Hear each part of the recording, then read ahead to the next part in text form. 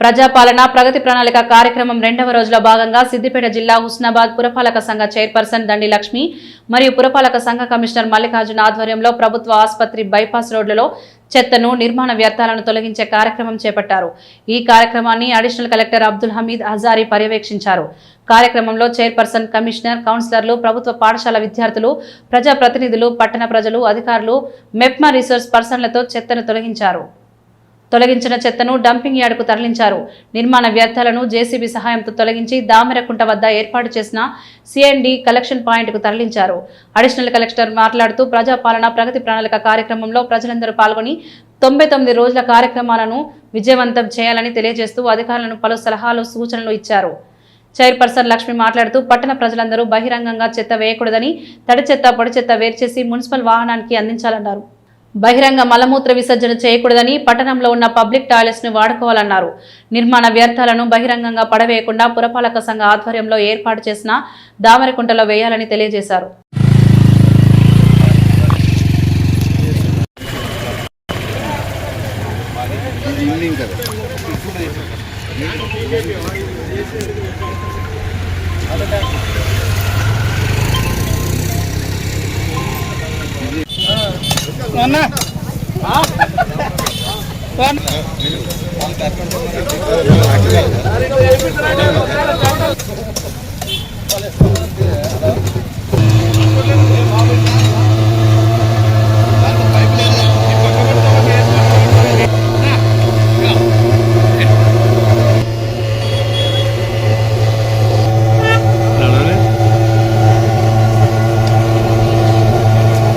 Commission sir చేస్తాడు.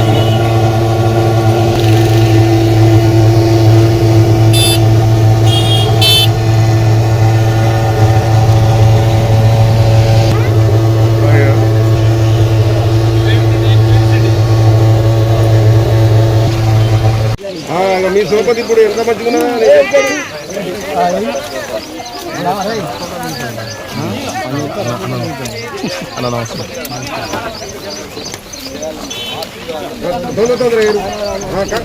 చేయకును.